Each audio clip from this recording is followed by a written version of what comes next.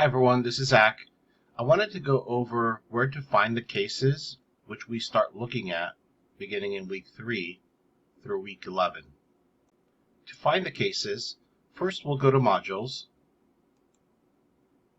scroll down to the Law Case Brief Library, and click on Cases.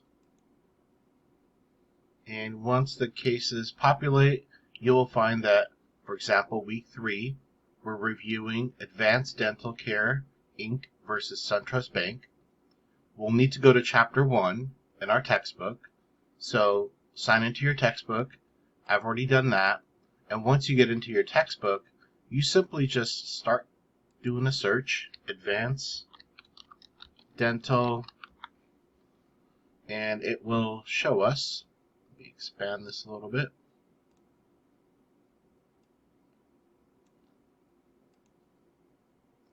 And as you can see, it'll take us right to it. And voila, we are at the Advanced Dental Care Inc. versus SunTrust Bank.